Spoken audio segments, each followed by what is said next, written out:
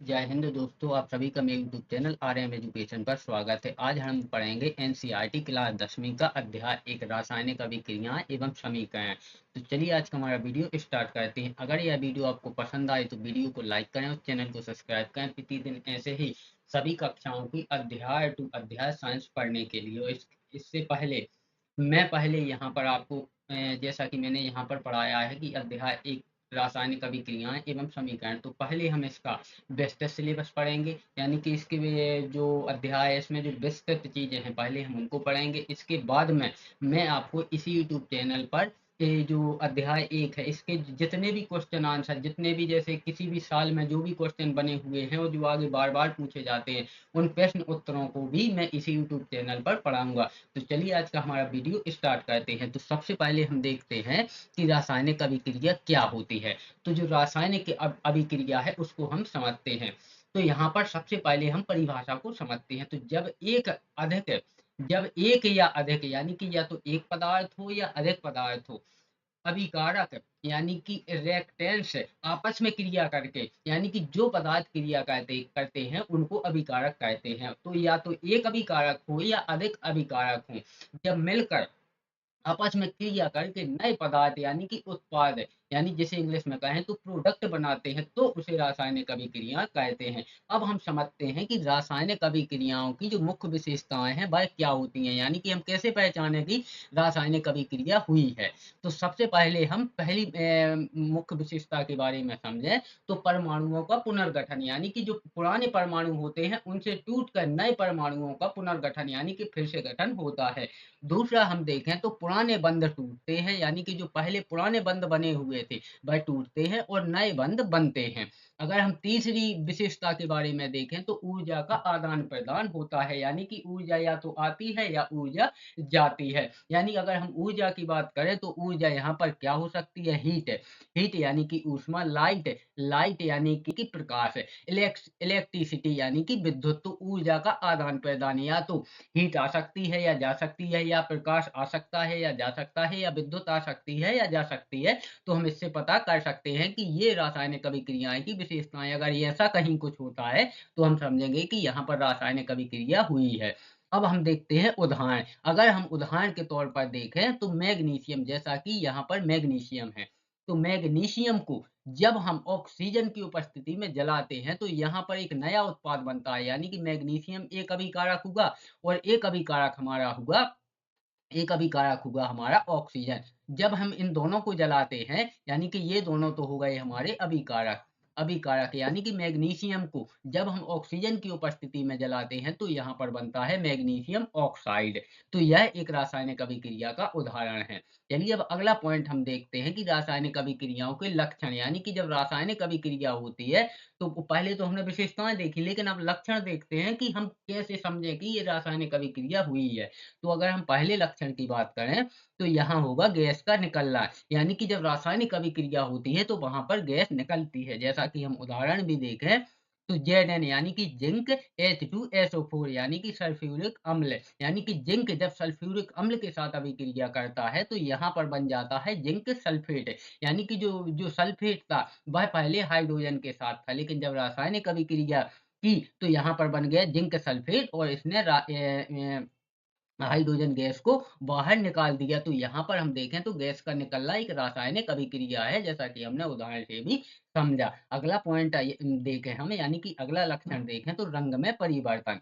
तो रंग में परिवर्तन में हम देखें तो यहाँ पर है Fe यानी कि फेरस, यानी कि लोहा। लोहा को जब कॉपर सल्फेट के साथ अभिक्रिया कराई जाती है तो पहले इसका कलर रहता है नीला, यानी कि पहले जो कॉपर सल्फेट का कलर रहता है नीला रहता है, लेकिन जब ये लोहा से अभिक्रिया करता है तो यह लोहे के साथ जुड़ जाता है, यानी कि जो सल्फेट है वह फेरस सल्फेट बन जाता है जिसका रंग हो जाता है हरा, जैसा कि यहाँ लिखा है। और यहाँ पर कॉपर यानी कि तांबे को बाहर निकाल देता है जो कि लाल भूरा होता है। तो यहाँ पर रंग में परिवर्तन हुआ है, जैसा कि हमने उदाहरण से भी देखा है। अब हम तीसरा देखें तो यहाँ पर अपक्षेप का बनना। तो पहले है सोडियम सल्फेट, और जब सोडियम सल्फेट बेरियम क्लोराइड के साथ अभिक्रिया करता है तो यहाँ पर बनता है जो सोडियम सल्फेट होता है वह बन जाता है बेरियम सल्फेट, यानी कि जो ये सोडियम है यह हट जाता है और यहाँ पर जुड़ जाता है बेरियम, तो यहाँ पर बन जाता है बेरियम सल्फेट। और यहाँ पर जो सोडियम है वह NaCl, यानी कि यहाँ पर NaCl यानी कि नमक बना लेता है और बेरियम सल्फेट का एक अपक्षेप बन जाता है। अब अगला हम लक्षण देखें रासायनिक अभिक्रिया को पहचानने का, तो यहाँ पर ऊष्मा या प्रकाश का निकलना। तो इसका हम उदाहरण से इसको भी समझते हैं। तो जब कार्बन यानी कि कोयले को ऑक्सीजन की उपस्थिति में यानी कि O2 ऑक्सीजन की उपस्थिति में जलाया जाता है, तो यहाँ पर कार्बन डाइऑक्साइड गैस भी निकलती है और साथ में हीट यानी कि ऊष्मा भी निकलती है। जैसा कि इस उदाहरण को तो आप घर पर भी कर सकते हैं। जैसा कि कार्बन यानी कि कोयला है, तो कोयला को आप जब ऑक्सीजन, हमें ये पता ही है कि हमारे चारों तरफ ऑक्सीजन है और किसी भी पदार्थ को बिना ऑक्सीजन के नहीं जलाया जा सकता है। लेकिन जरकोनियम एक पदार्थ है जो बिना ऑक्सीजन का भी जल सकता है। तो ये मैंने आपको अपवाद के रूप में समझा दिया, क्योंकि ये आपको भविष्य में बहुत काम आएगा। तो जब हम कोयले को ऑक्सीजन की उपस्थिति में जलाते हैं, तो हम इसका प्रयोग घर पर भी करें, तो थोड़ा-सा कोयला आप लेना और उसको ऑक्सीजन की उपस्थिति में जलाएँगे, तो वहाँ पर जो उसका धुआँ निकलता है, तो वही कार्बन डाइऑक्साइड है, तो धुआँ और साथ में गर्मी यानी कि ऊष्मा निकलेगी। तो यहाँ पर ऊष्मा और प्रकाश का निकलना। अब अगला हम समझते हैं पाँचवाँ लक्षण रासायनिक अभिक्रिया को पहचानने का, तो वह है गंध उत्पन्न होना, यानी कि गंध उत्पन्न होती है। जैसे H2S यानी कि हाइड्रोजन हाइड्रोजन सल्फाइड गैस है, वह जैसी गंध होती है। तो यहाँ पर गंध का यानी कि जब हाइड्रोजन और सल्फर साथ में मिलते हैं, तो यहाँ पर एक गंध निकलती है जो कि होती है सल्फर जैसी गंध होती है। हाइड्रोजन सल्फर जैसी गंध होती है। अब हम अगला पॉइंट जो देखते हैं वह देखते हैं रासायनिक समीकरण, यानी कि रासायनिक समीकरण क्या है, इसको हम विस्तार से समझेंगे। रासायनिक समीकरण क्या है, रासायनिक समीकरण को संतुलित करना भी देखेंगे, तो सभी पॉइंट को हम बारी-बारी से विस्तृत में देखेंगे। तो सबसे पहले असंतुलित समीकरण। अब असंतुलित समीकरण क्या होता है, यानी कि अनबैलेंस्ड। तो इसको आप समझें, तो जिसके यानी कि ये तो हो गए हमारे दोनों अभिकारक, ये दोनों हो गए हमारे अभिकारक, यानी कि मैग्नीशियम और ऑक्सीजन, ये दोनों हो गए हमारे अभिकारक। और जब ये दोनों अभिक्रिया करते हैं, तो यहाँ पर बनता है मैग्नीशियम ऑक्साइड। लेकिन ये समीकरण सही नहीं है, और ना ही ये अभिक्रिया सही नहीं है, क्योंकि द्रव्यमान संरक्षण का नियम कहता है कि जितनी जितनी मात्रा अभिक्रिया करने से पहले थी, उतनी ही मात्रा सभी पदार्थों की अभिक्रिया करने के बाद होनी चाहिए। तो यहाँ पर हम देखें तो मैग्नीशियम 1 है, मैग्नीशियम का परमाणु, तो यहाँ भी हम देखें मैग्नीशियम का परमाणु 1 है। लेकिन यहाँ पर जब इसने अभिक्रिया की, तो यहाँ पर ऑक्सीजन के परमाणु थे 2, लेकिन जब यहाँ पर उत्पाद बना, तो यहाँ पर ऑक्सीजन का परमाणु है 1 है। यानी कि ये अभिक्रिया तो हुई है, लेकिन ये अभिक्रिया सही नहीं है, क्योंकि द्रव्यमान संरक्षण का नियम कहता है कि जितना अभिक्रिया करने से पहले पदार्थ की मात्रा थी, उतनी ही अभिक्रिया करने के बाद जो उत्पाद बना है, उतनी ही उसमें पदार्थ की मात्रा होनी चाहिए। तो इसे ही कहते हैं हम असंतुलित समीकरण। अब हम नीचे देखते हैं कि संतुलित समीकरण क्या होता है। तो संतुलित समीकरण ये होता है, जैसा कि मैंने आपको अभी ऊपर समझाया। तो यहाँ पर हम देखें तो ये है हमारा संतुलित समीकरण। क्योंकि यहाँ पर हमने देखा था कि मैग्नीशियम 1 है और 1 ही मैग्नीशियम यहाँ है, तो ये दोनों तो संतुलित हैं, लेकिन यहाँ पर ऑक्सीजन 2 है और यहाँ पर ऑक्सीजन 1 है, इसलिए यह असंतुलित था। लेकिन यहाँ पर जो समीकरण है वह संतुलित है, क्योंकि यहाँ पर मैग्नीशियम 2 है और यहाँ भी मैग्नीशियम 2 है और यहाँ पर ऑक्सीजन 2 है और यहाँ पर ऑक्सीजन 2 है। अब आप कहते होंगे कि यहाँ पर ऑक्सीजन कैसे है 2, यहाँ तो ऑक्सीजन 2 है। तो ये जो 2 है यहाँ पर, ये 2 लगाया गया है, जैसा कि हम यहाँ पर देखें तो यहाँ पर 2 का गुणा हुआ है। इसी को हम आगे सीखेंगे कि रासायनिक समीकरण को संतुलित कैसे करते हैं। पहले हम यहीं समझ लेते हैं। तो अगर हम खाली यहाँ पर 2 लगा देते, तो हमारा डिस्टर्ब हो जाता। क्योंकि यहाँ पर ये दोनों पदार्थ हैं वह एक साथ हैं। तो यहाँ पर ऑक्सीजन तो 2 हो जाता, लेकिन यहाँ पर मैग्नीशियम भी हमारा 2 हो जाता, इसलिए यह फिर से असंतुलित हो जाता। लेकिन जब हम यहाँ पर 2 लगाएँगे और साथ में यहाँ पर भी 2 लगाएँगे, तो यहाँ पर इसमें इस 2 का गुणा इसमें तो होगा।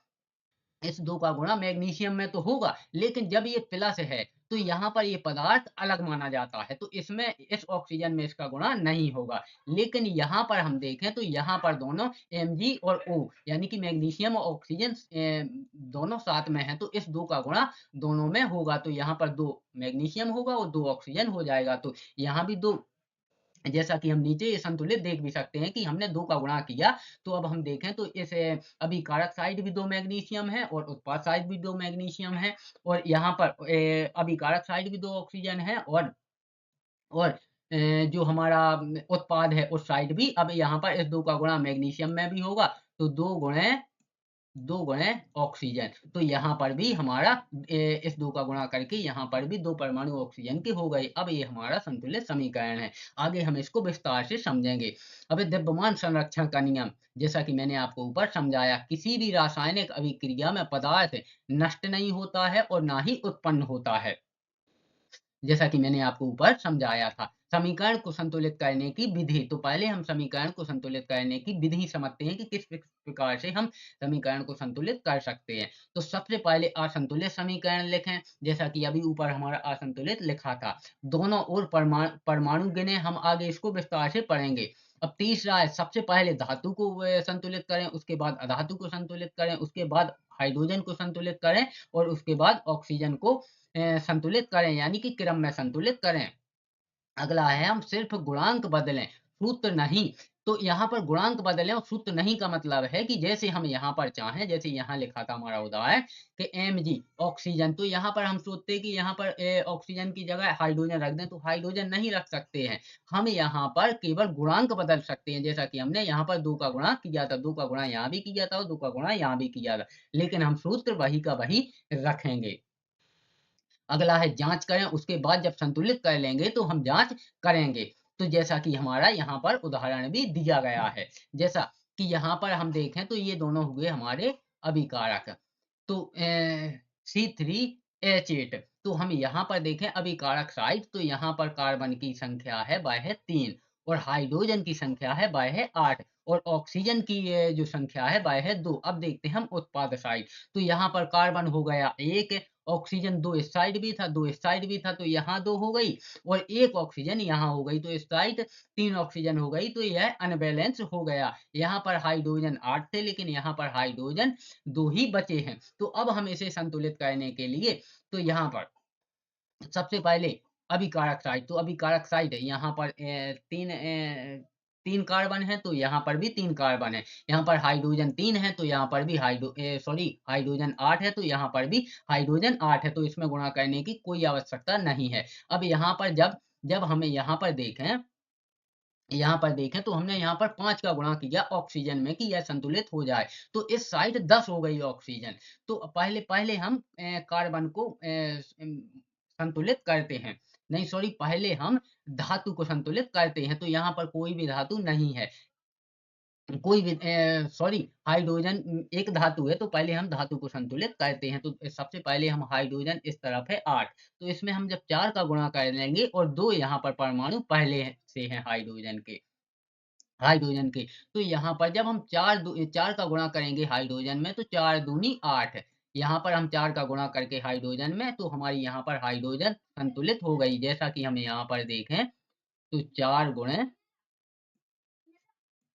गुणे 2, तो हमारी यहाँ पर हो गई हाइड्रोजन 8, तो हमारी हाइड्रोजन तो संतुलित हो गई है, हाइड्रोजन संतुलित हो गई। इसके बाद हम धातु को संतुलित करते हैं, तो कार्बन इस तरफ 3 है, तो पहले हम कार्बन को संतुलित करते हैं, तो हम जब 3 का गुणा करेंगे कार्बन में, तो यहाँ पर हो जाएगी हमारी हमारी कार्बन 3, यानी कि इस कार्बन में 3 का गुणा करेंगे तो 3 कार्बन हो जाएंगे, लेकिन ऑक्सीजन का भी इसमें साथ में गुणा होगा, क्योंकि ऑक्सीजन और कार्बन एक साथ हैं, तो यहाँ पर 3 दूनी 6, यानी कि इस 3 का गुणा इस 2 के साथ होगा, तो ऑक्सीजन हमारी 6 हो जाएगी, 6 हो जाएगी। तो अब इस तरफ ऑक्सीजन 6 हो गई और साथ में एक इस 4 का गुणा, क्योंकि ये भी साथ में है, ये टर्म भी साथ में है, तो इस 4 का गुणा जिस प्रकार से इसमें हाइड्रोजन में हुआ तो ऑक्सीजन में भी होगा, तो 4 ऑक्सीजन यहाँ भी होगी, 4 गुणे ऑक्सीजन का एक परमाणु है तो 4 गुणे 1 होगा तो 4 हमारी ऑक्सीजन यहाँ हो जाएगी। तो 6 ऑक्सीजन और 4 ऑक्सीजन टोटल ऑक्सीजन हो गई हमारी 10, 6 और 4 10 है। तो इसमें हम जब 5 का गुणा करेंगे तो 5 दूनी 10। अब हमारी यहाँ पर ऑक्सीजन भी संतुलित हो गई है, तो हमारी यहाँ पर कार्बन भी संतुलित हो गई है, ऑक्सीजन भी संतुलित हो गई और हाइड्रोजन भी संतुलित हो गई, जैसा कि हम चेक भी कर सकते हैं। जैसे यहाँ पर कार्बन 3 है तो यहाँ पर भी कार्बन 3 है। यहाँ पर हाइड्रोजन 8 है तो यहाँ पर भी 4 गुणे 2 तो यहाँ पर भी हाइड्रोजन 8 है। यहाँ पर 5 दूनी 10 ऑक्सीजन है तो 3 इस 3 का गुणा जब इस 2 में होगा तो 3 दूनी 6 ऑक्सीजन ये हो गई और इस 4 का गुणा इस 1 ऑक्सीजन में भी होगा तो 4 एकम 4 तो 6 और 4 10 ऑक्सीजन हमारी इस प्रकार से जुड़कर यहाँ पर भी हो गई। तो अब यह हमारा समीकरण संतुलित है। अब देखते हैं रासायनिक समीकरण को संतुलित करने की प्रक्रिया, यानी कि जो रासायनिक समीकरण को संतुलित करने की प्रक्रिया है उसको हम यहाँ पर विस्तार से समझेंगे। तो याद रखें, यानी कि याद रखने योग्य क्या है? तो याद रखें द्रव्यमान संरक्षण का नियम हमेशा लागू होता है, यानी कि द्रव्यमान संरक्षण का नियम क्या कहता है इसको भी हम समझते हैं। और जब अभिक्रिया होती है तो द्रव्यमान संरक्षण का नियम हमेशा लागू होता है। तो नियम कहता है, वह कहता है किसी रासायनिक अभिक्रिया में कुल परमाणुओं की संख्या दोनों ओर बराबर होनी चाहिए, जैसा कि मैंने आपको ऊपर समझाया था। अब हम समझते हैं कदम दर कदम विधि, यानी कि संतुलित करने की विधि। असंतुलित यानी कि कंकाल समीकरण लिखें, यानी कि पहले हम असंतुलित समीकरण यानी कि जिसे कंकाल समीकरण भी कहते हैं उसको सबसे पहले लिखते हैं। तो सबसे पहले बिना संतुलन किया हुआ समीकरण लिखते हैं। जैसा उदाहरण यहाँ पर है लोहा प्लस H2O जल, तो यहाँ पर बनता है फेरस फेरस फेरस ऑक्साइड और साथ में हाइड्रोजन गैस। तो हम यहाँ पर देखें तो यहाँ पर है लोहा 1 और जब अभिक्रिया की लोहा और जल लें तो यहाँ पर बन गया थाइड लोहा और ऑक्साइड ऑक्साइड और साथ में हाइड्रोजन। तो ये संतुलित नहीं है क्योंकि यहाँ पर लोहा 1 है और यहाँ पर लोहा 3 है, यहाँ पर ऑक्सीजन 1 है और यहाँ पर ऑक्सीजन 4 है, यहाँ पर हाइड्रोजन 2 है, यहाँ पर भी 2 है, तो हाइड्रोजन तो संतुलित है। अब हम इनको संतुलित करते हैं। तो पहले पहले दोनों ओर परमाणुओं की संख्या की गिनती करें, यानी कि LH साइट यानी कि बाएं हाथ तरफ और RH साइट यानी कि दाएं हाथ तरफ, जिस तरफ उत्पाद बनता है उसे RHS कहते हैं, यानी कि राइट हैंड साइड यानी कि दाएं हाथ तरफ, और जिस तरफ अभिकारक होते हैं उनको LHS यानी कि लेफ्ट हैंड साइड यानी बाएं हाथ तरफ कहते हैं। तो सबसे पहले हम इनके अणुओं की संख्या गिनते हैं। तो जैसा कि हमने ऊपर देखा था, तो बाएं हाथ तरफ लोहा 1 है, हाइड्रोजन 2 है और ऑक्सीजन 1 है। और दाएं हाथ तरफ हम देखें तो लोहा 3 हो गया था, हाइड्रोजन 2 हो गई थी और ऑक्सीजन 4 हो गई थी। परमाणु बराबर नहीं है, इसलिए संतुलित करना है, यानी कि इसके परमाणु दोनों साइड बराबर नहीं है, इसलिए संतुलित करना है। तो सबसे पहले हम धातु यानी कि मेटल को संतुलित करते हैं। उसमें धातु है क्या? तो धातु है लोहा। तो लोहा की तरफ जो लोहा है वह लेफ्ट हैंड साइड यानी कि बाएं हाथ तरफ 1 है और दाएं हाथ तरफ 3 है। तो सबसे पहले हम इसको संतुलित करते हैं। तो लेफ्ट हैंड साइड 3 था, 3 Fe को बना दो तो इस तरफ 3 था लोहा, जैसा कि हमने ऊपर देखा था कि तो इसमें हम 3 का गुणा करेंगे जैसा कि यहाँ पर दिया हुआ है। तो 3 का गुणा किया तो अब इस साइड भी लोहा 3 हो गया, इस साइड भी लोहा 3 हो गया। अब देखते हैं, अब ऑक्सीजन को संतुलित करें। तो ऑक्सीजन की जो लेफ्ट हैंड साइड था उस तरफ ऑक्सीजन 1 है, 1 परमाणु है ऑक्सीजन का, और राइट हैंड साइड यानी कि उत्पाद साइड है बाएं है और उस तरफ ऑक्सीजन 4 है। तो इसके हैं ऑक्सीजन के 4 परमाणु। तो हम यहाँ पर H2O के आगे 4 का गुणा लिखते हैं, यानी कि जो टर्म साथ में लिखा होता है उसको साथ में ही उसमें गुणनफल लगाया जाता है। ऐसा नहीं कि हम खाली ऑक्सीजन में लगा दें, उस पूरे टर्म में हमें गुणा करना पड़ेगा। तो लोहा तो हमने पहले ही 3 लोहा इस तरफ और 3 लोहा इस तरफ पहले ही संतुलित कर लिया था। तो अब हम 4 का गुणा H2O यानी कि जल में करेंगे तो 4 का गुणा H2 में भी होगा, तो यहाँ पर 4 दूनी 8, तो हाइड्रोजन 8 हो जाएगा और ऑक्सीजन 4 हो जाएगा। इसी प्रकार से तो यहाँ पर तो हमारा ऑक्सीजन पहले ही 4 था, तो इसी को संतुलित करने के लिए हमने यहाँ पर गुणन लगाया था। तो अभी भी यह संतुलित नहीं हुआ है क्योंकि ऑक्सीजन तो यहाँ पर 4 हो गई, लेकिन इसके साथ-साथ इसने हाइड्रोजन में भी 4 का गुणा किया, तो इस साइड 4 गुणे 2 यानी कि हाइड्रोजन 8 हो गई। जैसा कि हम इस 4 का गुणा जब ये साथ में है तो दोनों में होगा, तो इस 4 का गुणा जब H2 में भी करेंगे तो ये 8 हो जाएगा। लेकिन यहाँ पर हाइड्रोजन 4 है, तो हमें आगे इसमें भी 4 का गुणा करना पड़ेगा, तो इस साइड भी हाइड्रोजन 8 हो जाएगी। तो हमारी इस साइड भी हाइड्रोजन 8 और इस साइड भी हाइड्रोजन 8। तो हाइड्रोजन संतुलित करें तो लेफ्ट हैंड साइड हाइड्रोजन, जैसा कि मैंने आपको ऊपर समझाया कि 4 दूनी 8 यानी कि हाइड्रोजन के 8 परमाणु हो गए। और राइट हैंड साइड है और हाइड्रोजन के 2 परमाणु हैं। तो RH यानी कि राइट हैंड साइड H2 के आगे 4 लिखेंगे यानी कि 4 का गुणांक करेंगे। तो जैसा कि मैंने आपको ऊपर भी बताया था कि इसमें हम 4 का गुणा करेंगे। तो इस 4 का गुणा जब इस H2 में होगा तो 4 दूनी 8 यहाँ पर 8 हाइड्रोजन हो जाएगी और यहाँ पर भी 4 का गुणांक हम लगा के 4 दूनी 8, तो यहाँ पर भी हाइड्रोजन 8 हो गई। अब यह हमारा समीकरण संतुलित है, क्योंकि यहाँ पर जैसा कि यहाँ पर जाँच हम आगे करेंगे, पहले समझते हैं। 3 यहाँ पर लोहा के परमाणु हैं, तो यहाँ पर भी लोहा के 3 परमाणु हैं। 4 ऑक्सीजन के परमाणु हैं, तो यहाँ पर भी 4 ऑक्सीजन के परमाणु हैं। यहाँ पर 4 दूनी 8, 8 हाइड्रोजन के परमाणु हैं, तो यहाँ पर भी 4 दूनी 8 हाइड्रोजन के परमाणु हैं। अब यह हमारा समीकरण संतुलित हो गया है। हो गया। अब 6वें पॉइंट में हमें देखना है, यानी कि जाँच फाइनल चेक करना है कि सभी के परमाणु बराबर हुए हैं, जैसा कि हमने ऊपर चेक कर भी लिए हैं और यहाँ भी कर सकते हैं। अब हमारे Fe यानी कि लोहा राइट हैंड साइड 3 है और लेफ्ट हैंड साइड 3 है, यानी कि बाएँ तरफ भी 3 है और राइट हैंड साइड यानी कि दाएँ तरफ भी 3 लोहा हो गए हैं। तो लोहा हमारा संतुलित है। ऑक्सीजन के बाएँ हाथ तरफ 4 हैं और दाएँ हाथ तरफ 4 हैं, तो ऑक्सीजन भी संतुलित है। हाइड्रोजन हाइड्रोजन बाएँ हाथ तरफ भी 8 है और दाएँ हाथ तरफ भी 8 है, तो यह भी संतुलित है। अब समीकरण संतुलित है। एक और उदाहरण देखते हैं। तो ये उदाहरण जैसा कि हम सबसे पहले देख चुके थे। तो अब आप चाहें तो इसको रोककर वीडियो को रोककर आप इसको भी संतुलित कर सकते हैं, जैसा कि मैंने बताया हो। बाकी यहाँ पर दी हुई विधि के अनुसार आप इसे भी संतुलित कर सकते हैं और जैसा कि मैंने ऊपर इससे जो हमारा Fe जो लोहा वाला समीकरण था, इससे पहले भी हमने इसको संतुलित कर लिया था। तो इसे बार-बार समझाने की आवश्यकता नहीं है। आप चाहें तो वीडियो को रोककर कर सकते हैं।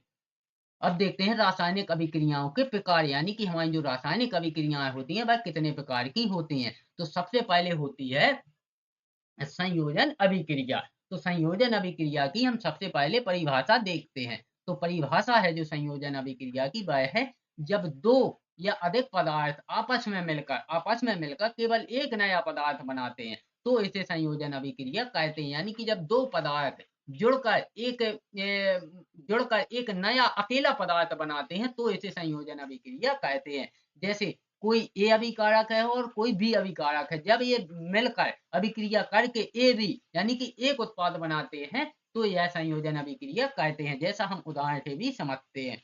हाइड्रोजन जो कि गैसीय अवस्था में है और ऑक्सीजन जो कि गैसीय अवस्था में है, जब ये दोनों अभिक्रियाएं करते हैं, तो यहाँ पर H2O यानी कि जल जो कि लिक्विड अवस्था में होता है, यानी द्रव अवस्था में होता है, लिक्विड अवस्था में जल बना लेते हैं, तो इसे कहते हैं संयोजन अभिक्रिया। यानी कि 2 अभिकारक जुड़कर एक उत्पाद बनाते हैं, तो इसे संयोजन अभिक्रिया कहते हैं।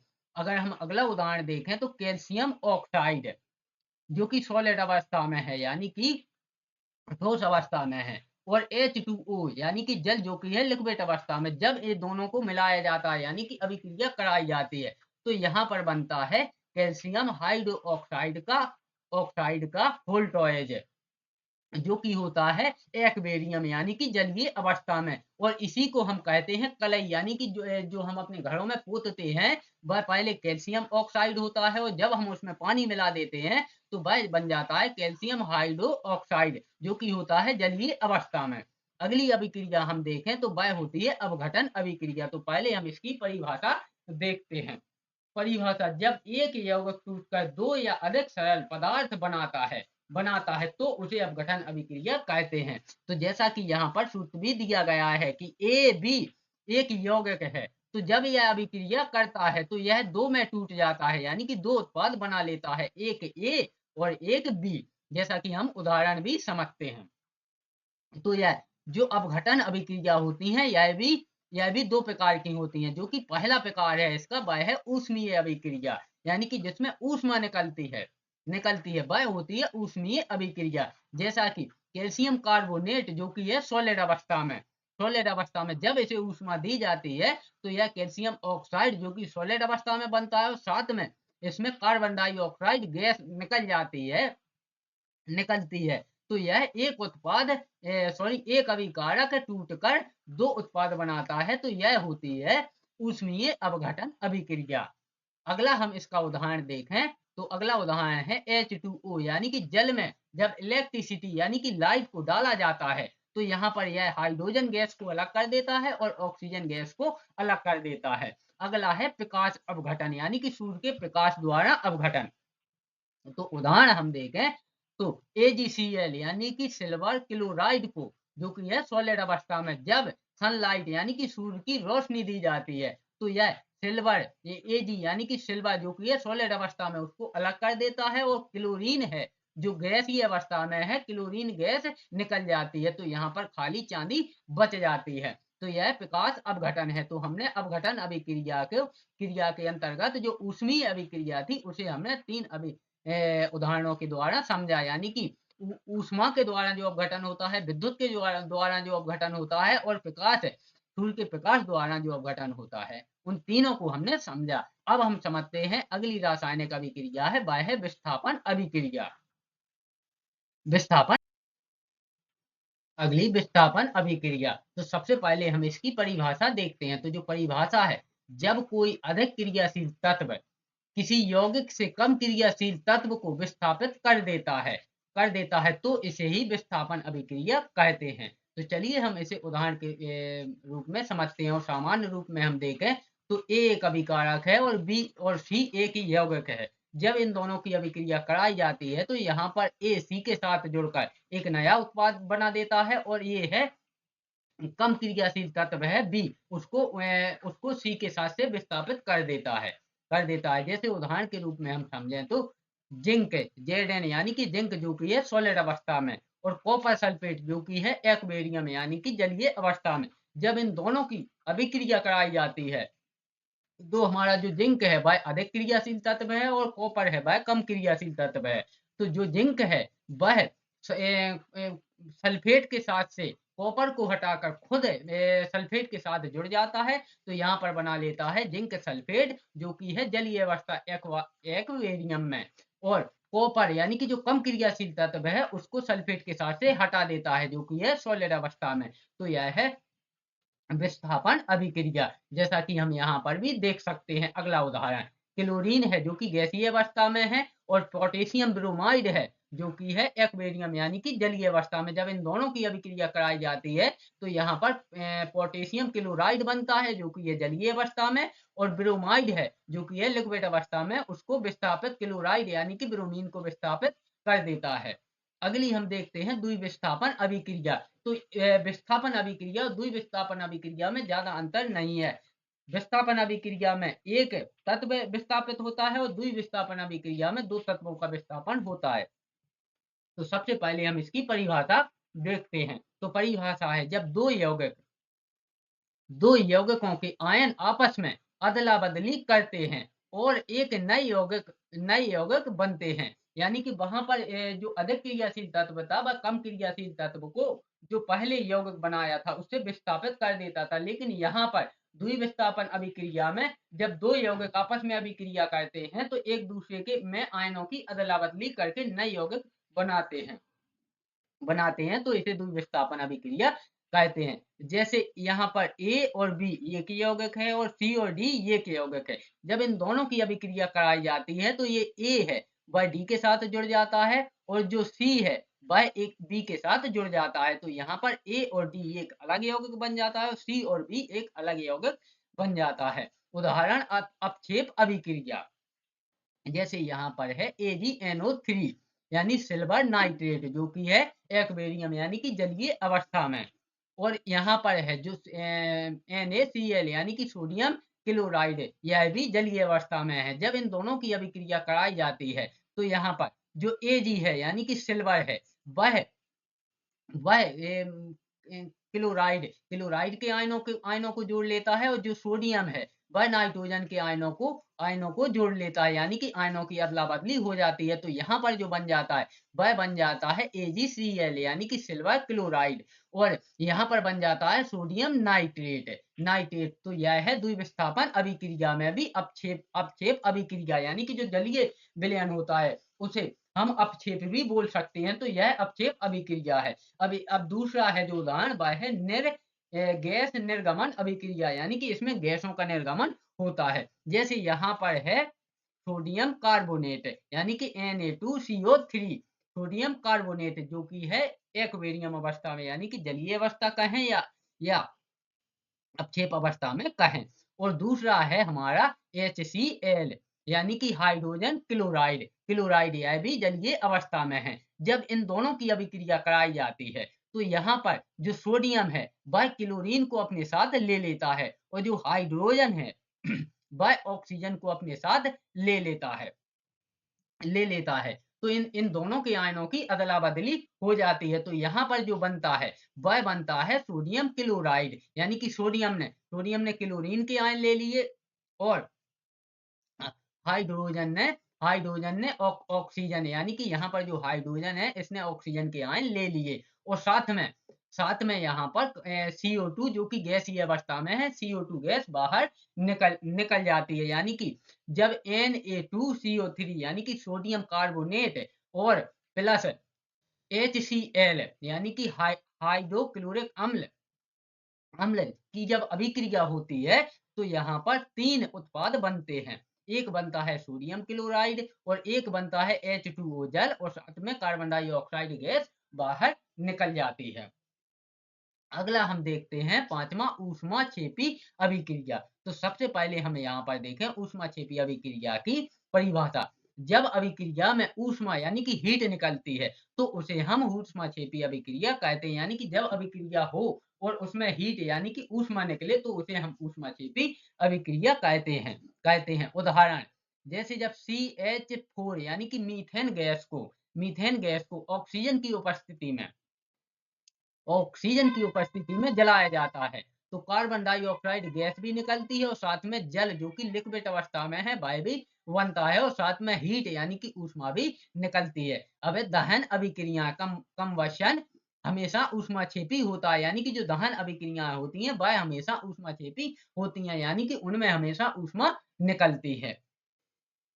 अगला है ऊष्मा शोषी अभिक्रिया। ये ऊष्माक्षेपी और ऊष्मा शोषी अभिक्रियाएं एक दूसरे की हमेशा विपरीत होती हैं। यानी कि ऊष्माक्षेपी अभिक्रिया में ऊष्मा निकलती है और ऊष्मा शोषी अभिक्रिया में ऊष्मा को सोखा जाता है। तो सबसे पहले हम इसकी परिभाषा को देखते हैं।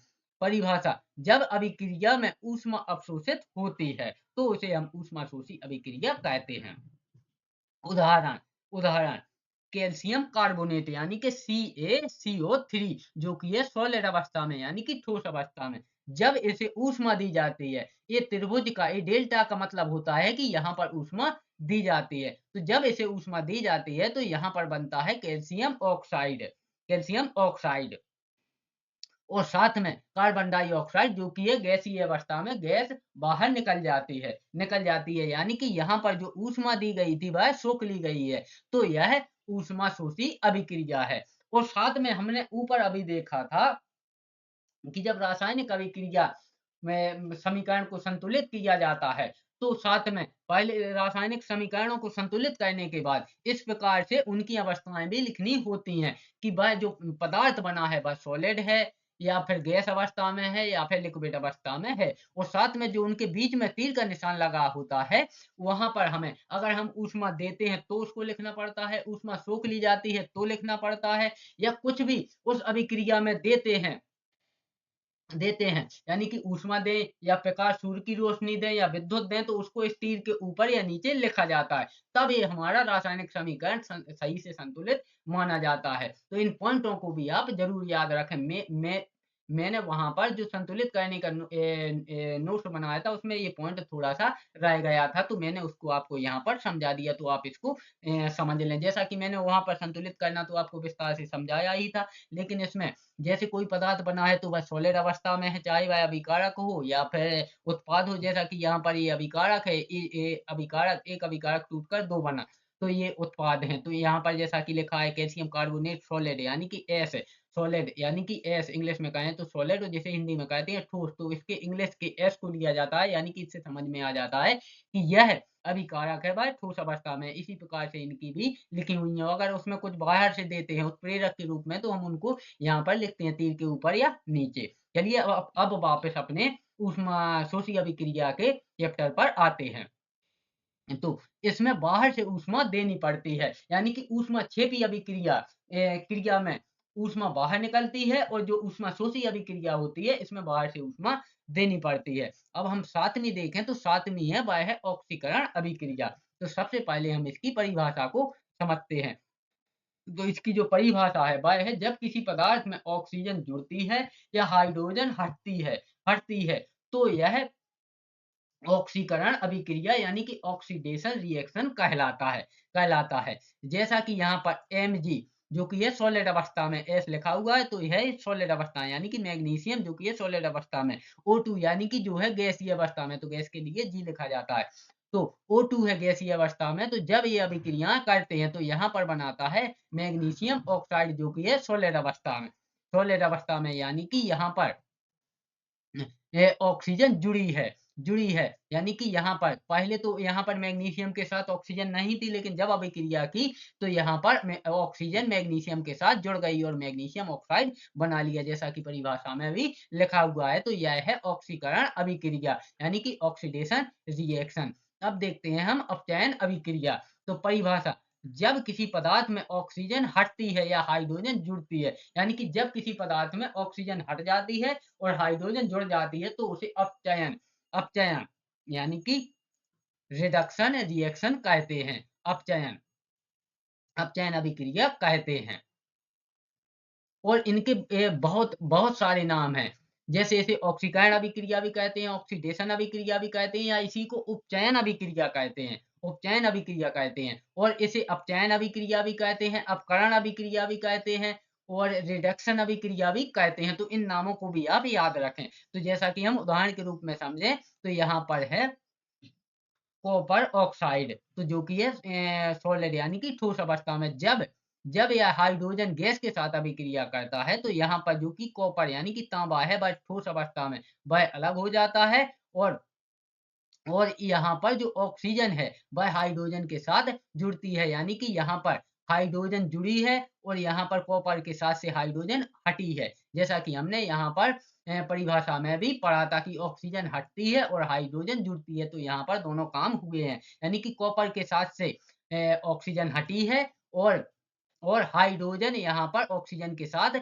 जुड़ी है। तो इसे कहते हैं हम अपचयन अभिक्रिया, यानी कि ऑक्सीजन हटती है और हाइड्रोजन जुड़ती है, और यहाँ पर जो ये अपचयन और ऑक्सीकरण एक अभिक्रिया एक दूसरे की विपरीत होती हैं। जैसे यहाँ पर ऑक्सीजन जुड़ती है और हाइड्रोजन हटती है, और यहाँ पर ऑक्सीजन हटती है और हाइड्रोजन जुड़ती है। चलिए अब हम देखते हैं रेडॉक्स अभिक्रिया। तो जो रेडॉक्स अभिक्रिया होती है उसमें ऑक्सीकरण और अपकरण या अपचयन अभिक्रिया दोनों एक साथ होती हैं, रेडॉक्स अभिक्रिया होती है। जैसे हम परिभाषा पढ़ें तो जब किसी रासायनिक अभिक्रिया में एक ही समय पर ऑक्सीकरण यानी कि ऑक्सीडेशन ऑक्सीजन का जुड़ना और हाइड्रोजन का हटना, इलेक्ट्रॉन का खोना या अपचयन रिडक्शन ऑक्सीजन का हटना, हाइड्रोजन का जुड़ना, इलेक्ट्रॉन प्राप्त करना, दोनों क्रियाएं होती हैं तो उसे रेडॉक्स अभिक्रिया कहते हैं। जैसा कि मैंने आपको पहले ही समझाया था कि जब ऑक्सीकरण और अपचयन अभिक्रिया दोनों एक साथ होती हैं तो इसे ही रेडॉक्स अभिक्रिया कहते हैं। ये दोनों परिभाषाएं दी गई हैं, यानी कि ए है ऑक्सीकरण की परिभाषा और ए है अपचयन की परिभाषा। तो जब ये दोनों अभिक्रियाएं एक साथ होती हैं तो इसे ही रेडॉक्स अभिक्रिया कहते हैं। तो रेडॉक्स अभिक्रिया की पहचान क्या है? तो वह एक ही अभिक्रिया में एक तत्व ऑक्सीकरण करता है, दूसरा तत्व अपचयन करता है, इलेक्ट्रॉनों का आदान प्रदान होता है, यानी कि एक तत्व इलेक्ट्रॉन खोता है और एक तत्व इलेक्ट्रॉन ग्रहण करता है। जैसे हम उदाहरण से भी इसे समझें तो उदाहरण है यहाँ पर जिंक जो कि है सॉलिड अवस्था में, और यहाँ पर है कॉपर सल्फेट जो कि है अपक्षेप यानी कि जलीय विलयन के रूप में। तो जब ये अभिक्रियाएं करते हैं तो यहाँ पर जिंक, यहाँ पर था कॉपर सल्फेट, लेकिन जब अभिक्रिया की तो यहाँ पर हो गया जिंक सल्फेट, और साथ में कॉपर को इसने अलग कर दिया। पहले यहाँ पर जिंक था अलग, लेकिन उत्पाद में इसने कॉपर को अलग कर दिया। तो हम यहाँ पर देखें तो जिंक ने अपने 2 इलेक्ट्रॉन खोए हैं, और और और सल्फेट ने 2 इलेक्ट्रॉन प्राप्त किए हैं। तो यहाँ पर जिंक का ऑक्सीकरण हुआ है। और कॉपर ने यहाँ पर 2 इलेक्ट्रॉन, सॉरी, यहाँ पर जिंक के जो दो इलेक्ट्रॉन हैं वह जिंक ने अपने 2 इलेक्ट्रॉन छोड़ दिए हैं, तो यहाँ पर जिंक का ऑक्सीकरण हुआ है। और कॉपर कॉपर कॉपर कॉपर ने भी यहाँ पर अपने, सॉरी, यहाँ पर जो जिंक है इसने 2 इलेक्ट्रॉन ग्रहण किए हैं, तो जिंक का ऑक्सीकरण हुआ है। और कॉपर ने अपने 2 इलेक्ट्रॉन खोए हैं, इसलिए इसका अपचयन हुआ है। इसे ही रेडॉक्स अभिक्रिया है। यानी कि यहाँ पर जिंक ने अपने 2 इलेक्ट्रॉन खोकर यहाँ पर जिंक सल्फेट बना लिया, और कॉपर ने 2 इलेक्ट्रॉन प्राप्त करके यह अलग हो गया सॉलिड अवस्था में, यानी कि यह अपने पहले ही रूप में आ गया। जैसे हम अगला उदाहरण भी देखें तो यहाँ पर कॉपर ऑक्साइड जो कि है सॉलिड अवस्था में, और हाइड्रोजन जो कि है गैस अवस्था में। तो जब जब इन्होंने यहाँ पर अभिक्रिया की तो यहाँ पर बना, कॉपर को यहाँ पर जो कि है सॉलिड अवस्था में अलग हो गया, और हाइड्रोजन ऑक्सीजन के साथ जुड़कर जल, यहाँ पर लिक्विड, यहाँ पर ये स्थिति पदार्थ की, यानी कि तत्व की स्थिति, पदार्थ की स्थिति गलत, यानी कि वह किस अवस्था में, यह गलत लिख गया। H2O यह लिक्विड अवस्था में है, यानी कि जल बन गया है। तो यहाँ पर H2, हाइड्रोजन H2 का ऑक्सीकरण हुआ है, और कॉपर ऑक्साइड में कॉपर Cu का अपचयन हुआ है। यह भी रेडॉक्स अभिक्रिया है। अब समझते हैं हम संक्षारण क्या होता है, यानी कि कोरोजन क्या होता है। तो परिभाषा, जब धातु जब धातु कोई भी धातु, जैसे लोहा हुआ, सोना हुआ, चांदी हुआ, तो सोना और चांदी ये कम क्रियाशील धातु में गिने जाते हैं, जबकि लोहा लोहा ना तो अधिक क्रियाशील धातु में गिना जाता है, ना ही कम क्रियाशील धातु में गिना जाता है, यह मध्य में गिना जाता है। तो जब जब धातु O2 यानी कि ऑक्सीजन, नमी H2O और अन्य गैसों जैसे CO2 carbon dioxide, SO2 sulphur dioxide के संपर्क में आकर धीरे धीरे खराब हो जाती है और उसकी सतह पर एक अनचाही परत बन जाती है, तो इस प्रक्रिया को संक्षारण यानी कि कोरेजन कहते हैं। तो मुख्य उदाहरण, यानी कि जो इसके संक्षारण के जो उदाहरण है वह है लोहा, यानी कि आयरन में लोहे में जंग लगना, यानी कि यहाँ पर जो लोहा, खाली लोहा था, लेकिन हमने इसको जब ऐसे ही रख दिया, तो हमें पता ही है कि हमारे वायुमंडल में ऑक्सीजन है, तो ऑक्सीजन और प्लस जल। अब आप सोच रहे होंगे कि हम लोहे पर पानी नहीं डालेंगे, तो आप पानी नहीं डालोगे, लेकिन जो ये हवा होती है इसमें नमी होती है, वही जल होता है। तो जब लोहा O2 और जल H2O के साथ अभिक्रिया करके FeO, फेरस थायड फेरस ऑक्साइड बना लेता है और साथ में जल बना लेता है, तो यही जंग होती है, यानी कि यह लोहा खराब हो जाता है। अगला उदाहरण हम देखें तो तांबा, यानी कि कॉपर पर हरी परत चढ़ जाती है। तो कॉपर को जब कार्बन डाइऑक्साइड प्लस जल और प्लस ऑक्सीजन जब इनके संपर्क में रखा जाता है, तो यहाँ पर कॉपर कार्बोनेट कार्बोनेट और कॉपर हाइड्रोक्साइड बन जाता है, जो कि कॉपर पर यानी कि तांबे पर आपने देखा होगा कि हरी हरी सी परत चढ़ जाती है, तो यह भी उसका संक्षारण हो रहा है। अब है संक्षारण के नुकसान, यानी कि संक्षारण यानी जंग लगना या तांबे पर हरी परत चढ़ने के नुकसान क्या है।